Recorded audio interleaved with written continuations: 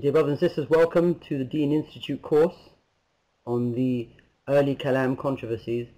Just as a thumbs up, people can type in whether they can hear me. And as long as there's no crackling or no jumping. Alhamdulillah, alhamdulillah. Just to begin really, I'd like to of course again welcome you all. Alhamdulillah, you've enrolled on what I hope to be, for all of us, an exciting odyssey, sort of journey through the early theological tensions within the Muslim community that until now are perhaps just as strong as they were back then. Just to give you a background to the evolution of the course, without reference to the evolution debate. Another thing, you're probably going to have to put up with some of my bad jokes all the way through the course, but just so bear with me. Comedy isn't really one of my strong points. But just to talk about the origins of the course, this was something that I put together for my undergraduate students when I was teaching at the University of London, and I found that many of them wanted to know about the theological differences amongst Muslims, and what is it that grounded those differences amongst the Muslims. So I got together a course on that, and I found out really, the more that I taught it over the years, the more different it became. I mean, this course now is evolved. I don't know what evolution stage we're at now with this talk, but it's definitely not how I taught it several years ago. But this is the nature of the subject. It's always changing. The focuses are always shifting, and the research on it emerges. Newer research emerges more and more. So this was a product of a course at university for undergraduates. It was so popular. It ran for several years. And I also did a more detailed or exploratory version for the MA course as well. So let's hope that this is something that will prove enlightening for those who have enrolled on it, informative, and above all beneficial for them. Now on the course today, I'll be throwing up various handouts, but all the handouts for this lecture, this class, this session can be found on my Dean. I'm sure you have access name or login or access details. So all the week 1 lecture notes and slides I've put up already. So if you're already in my Dean, you should be able to access all those handouts. I have to explain at the beginning though a few do's and don'ts. But before I do that, I also have to explain that I have a lot of notes. I have copious notes and handouts. So each week we'll probably have about 10 to 15 handouts. Now do bear with me if you're someone who's not a reader. But what I've done is I've shortened the handouts. I've sort of put them into bite size, or as small as I can, to make them more digestible. So if you see under each week, so many handouts and you feel a bit afraid, please don't be. Download them anyway and keep them for reference so you can explore them in between lessons and when you have time where you're researching yourself. It's so important that when we're learning, whether online or whether in class or with a teacher or anywhere in a center of learning, we should be active learners. We should be people who learn with our own skills, research skills, and our own merit, and we should try and apply our knowledge to untangle research issues. So we want to be active learners. We want to be people engaged in learning, not just be passive recipients of information, because that learning really isn't constructive. In the end, this type of topic anyway is going to require an active engagement with the material. So a few do's and don'ts then that I have to mention. This is a course, and it's a serious course. It's a very sensitive course as well. Everyone has a theological stance on something. Everyone has a position on something, and so it's important that we tread this terrain very, very carefully. The second thing is, with any subject, the ulama, they teach us, especially when it comes to matters of creed or belief, that is aqidah, we must approach it with the utmost humility as well. These are matters related to theology, has subject matters related to Allah, God, the prophets, angels. We have Allah, the best category of creation, prophets. We have supernatural beings. We have to approach the subject matter with a certain amount of humility and reverence. 3, approach the subject as well with suspended, how can I say, judgments, or reserve them for another time. But for the course, as I said, the course is not really designed to adjudicate theological differences. It's not there to say and arbitrate whose theological position necessarily is better or stronger and whose is not. It's more to give you a background as to the reasons and origins and causes as to why there are theological differences, and to enable you to, for us all actually, to appreciate that why there is this difference. Now, whether you agree with the view or not is something that you can take up another time, or we can take up in a discussion forum. Again, back to the do's and don'ts, I do have to mention that you're more than welcome to post questions. You're more than welcome to post comments in the forum, the My Deen forum. I'm not really going to make the class a forum. We can take that up in the My Deen VLE, the virtual learning. You're more than welcome to flag up any ambiguities or something you haven't understood. So please do drop me a message, and then I'll either repeat something or I'll try and explain it further, or I'll keep explaining it until it's clearer or understood. So feel free to do that. Some don'ts. We're not. Please, I don't like people naming others in my class. Whenever I teach, I'm really not interested in the name necessarily. I'm more interested in the argument and the idea. So we don't want to make our class or our forums a place where we attack people or critique people or persons. Rather, it's to analyze and assess and evaluate ideas and arguments. So, we don't want any slandering, we don't want any defamation or calumny, we don't want anything acrimonious to be in our classroom.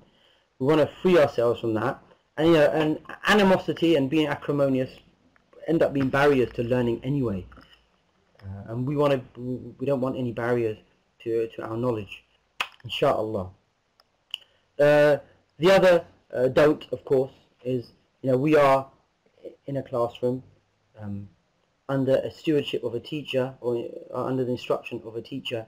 We are always, we have to always abide by the ahkam shar'iyyah, the Islamic legal rulings, and that pertains to how we conduct ourselves with each other, whether through how we speak to each other, write with each other, or communicate with each other. So all forms of communication have to conform to hukm shar'i. They have to conform to Islamic guidelines and Islamic regulations. So we must be aware of that when we're communicating with each other, whether in class or in the forum, to observe the Islamic etiquette, and to be mindful of them, and to always remember that Allah Jalla wa Ala is watching us, everything that we do and everything that we say. So we hope that Allah allows us to benefit from this, and to make it as well informative for us. Ameen. Right, so week 1 is on our course. In this week I'll be introducing a few areas in the class. So I've got quite a bit of material to get through, and I want to get through them today. But in today's lesson I'll be going through what exactly Kalam is. What is this theological enterprise of Kalam? Second, I'll be going through how Kalam, or rational theology, emerged and how it developed in the early centuries of Islam. So our timeline, if I were to have a timeline on the screen, is really of the first 4 centuries, perhaps up until Imam al-Ghazali. So the watershed moment is Imam al-Ghazali, but I'll probably be ending before him anyway. So you're looking at the first 4 centuries of Islam. So that's our timeline, that's the framework in which we'll be entering and embarking on this journey. Second, for this week, I'm going to look at what are the presuppositions, i.e. what are the beliefs already taken for granted by each theological or theologically inclined party, group or scholar. It's so important that whenever you study theology or philosophy, whenever you study any arguments actually, you must be mindful of presuppositions. There are always views of people or ideas people hold that they take for granted, and they assume them to be true, or they rely on them when they're producing their arguments. These are called presuppositions. And if anyone has studied, presuppositionalism, then they will know it's very important to understand why an argument takes the form that it does, and it takes the shape that it does, and it has the evidence that it does because of its presupposition. So I'll be outlining some of that today as well, if not all of it, and we'll hope to go through all the handouts today. The third point that I want to cover today is the method of those who engage in Kalam. It's very important to understand the techniques and maneuvers and the way in which Mutakallimūn, or people engaged in Kalam, they did Kalam. How did they do theology? So we need to look at that as well to understand why some people didn't like their methodology. And what is it about their methodology? There were some gripes that certain scholars had with that. Certain influential scholars, by the way. Finally, we'll be looking at some of the key players and agents in the Kalam movement, or the Kalam school. So we'll be looking at mainly, of course, the rationalist theologians, because Kalam was mainly held by rationalist or rationalist inclined theologians. So we'll be looking at very briefly the Mu'tazila, Islamic rationalist school. We'll be looking at the Ash'ari or the Ash'ariyya, the school of Abu Hasan al-Ash'ari. We will also be looking at very briefly Abu Mansur al-Maturidi, the followers of Abu Mansur al-Maturidi. These are the 3 major rationalist denominations in early Islamic history. And today, perhaps the largest theological following will probably be the Ash'ariyya, the school of Abu Hasan al-Ash'ari. And of course the Mu'tazila also have a following as well, mainly in Indonesia and Iran. In Shi'i theology is very akin to, if not borrowed on or rests on, Mu'tazili thinking. So just to pause very quickly, if people have any questions they can post them now on this segment. Otherwise I'll probably plod on with the handout, just to make sure everyone should be able to see the handout, right?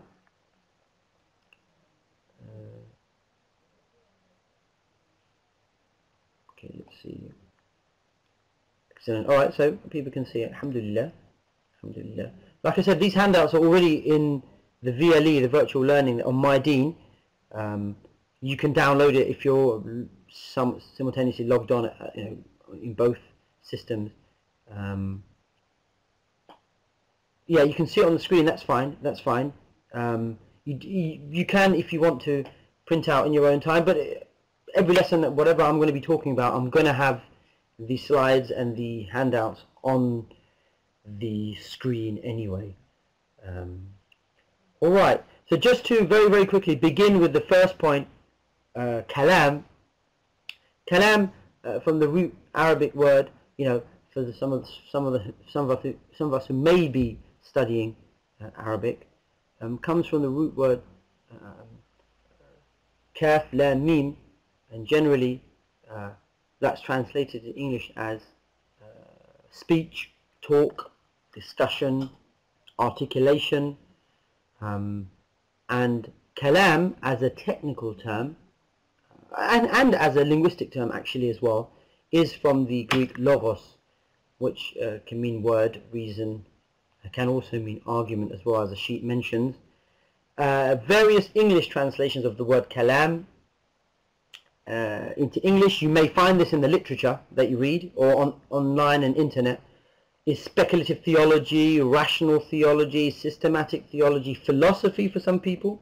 Kalam is philosophy, or dialectics. I've seen these various translations, so I put them down just so you're aware of them as well. The meaning of kalam, or ilmul kalam, the science of kalam, because ilm we know means a science as well. So in the early literature we can find that kalam was paired together with nazar, reflection, i.e. intellectual reflection, falsafa, of philosophy, istidlal, or making inferences, a pattern of reasoning, jadal or munawara, disputation, argumentation. So ilmul jadal will be the science of argumentation, or how to dispute basically. So some people are master debaters, so you know, they would study ilmul jadal. Another word that kalam is paired with is ta'ammul. Some people, it depends what historian you may take, but some people do say that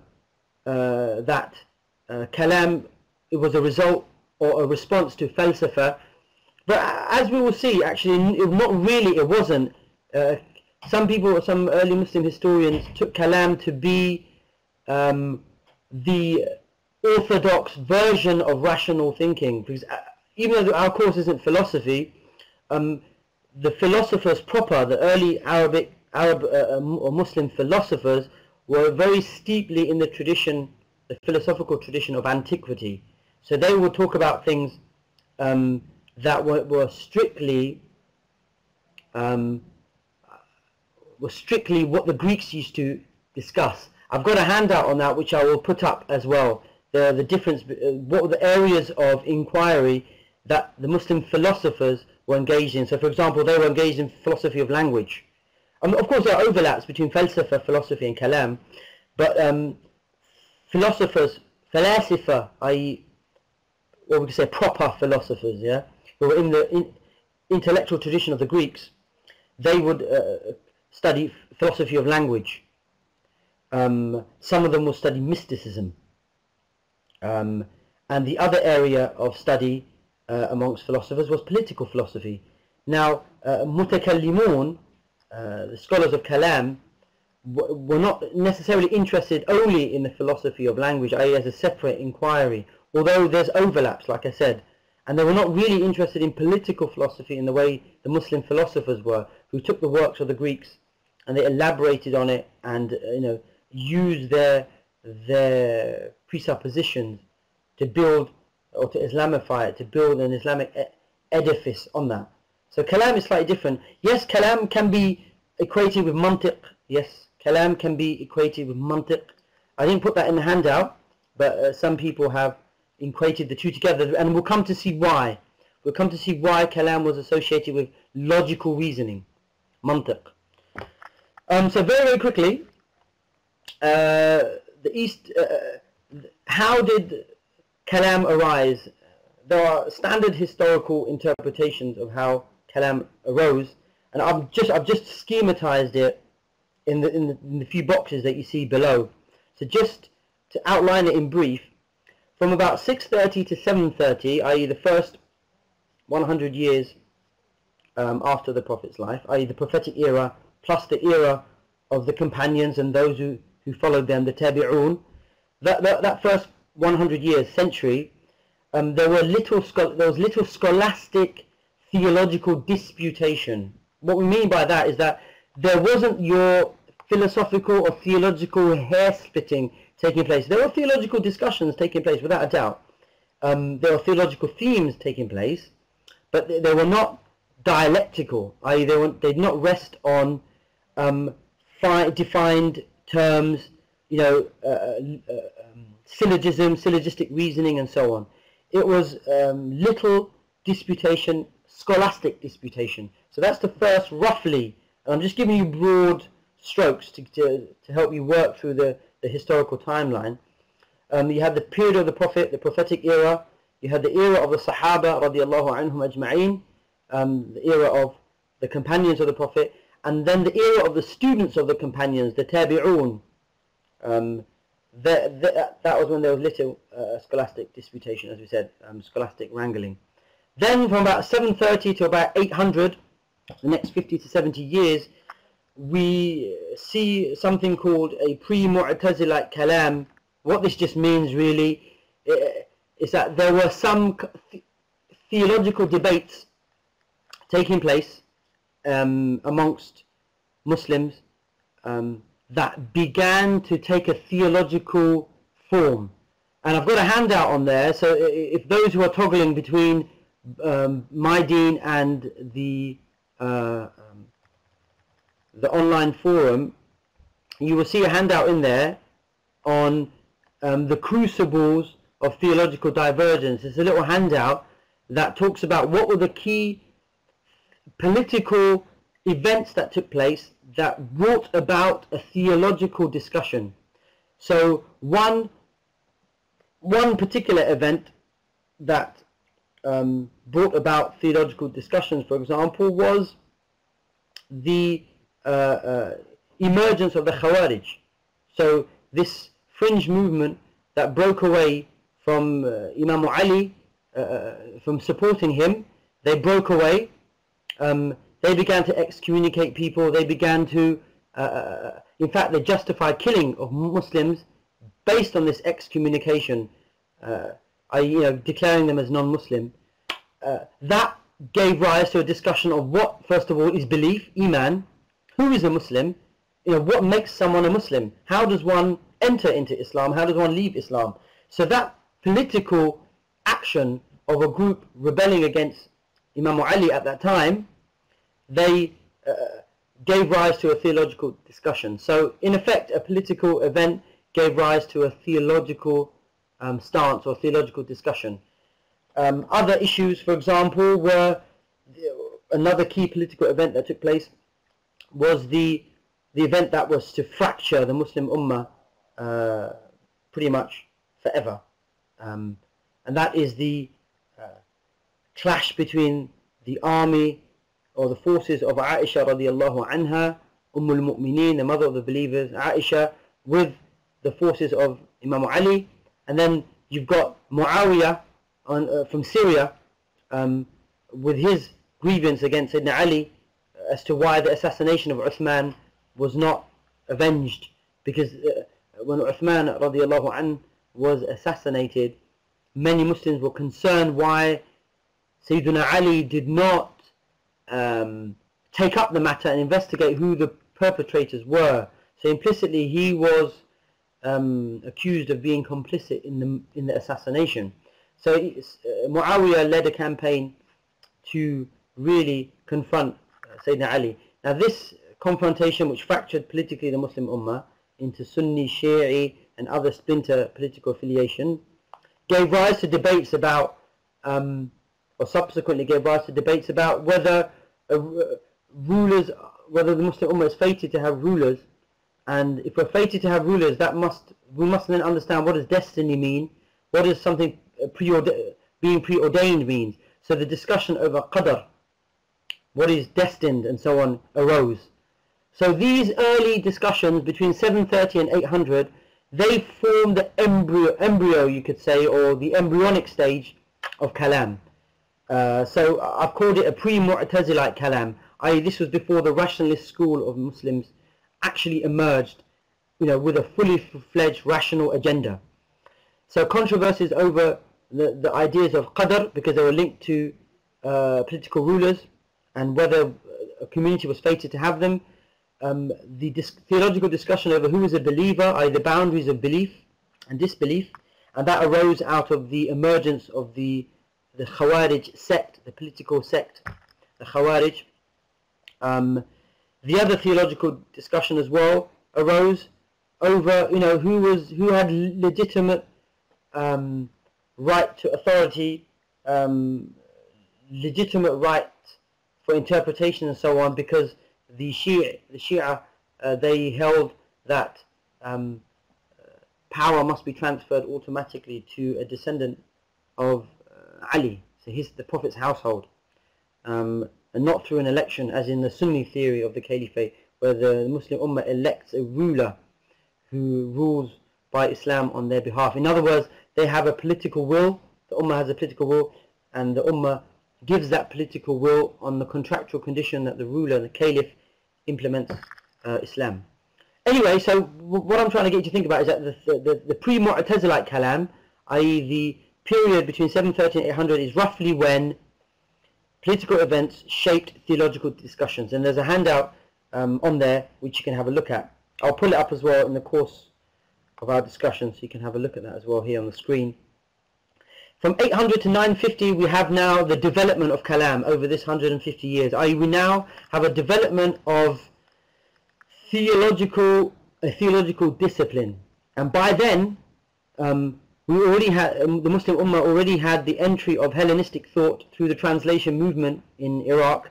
So the Abbasid power shifting from Kufa, from Syria, where Muawiyah was, to relocating it to the office in Iraq was crucial in the transmission of ideas from different parts of the world. I just have to say on a side point, if I were to quickly ask you, if you were to consider what would be important when you're studying the history of ideas, let's say Islamic ideas, what things perhaps would you say would be important for a historian of ideas to consider?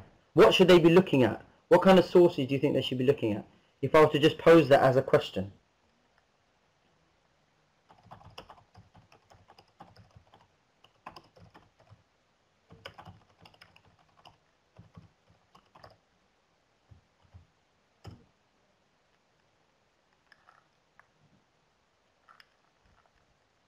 So if I was to say, right, I'm going to give you some homework. So what would you think will be important to have a look at in order to understand the transmission of ideas, the way ideas flowed from one region to another, and so on? What were the causes and effects, and so on? Okay, you look at certain groups, Sunni Shi'i groups. Okay, some people will start to look at what are the ideas and the views of the groups. Yes, that's definitely something to consider. What else would you consider?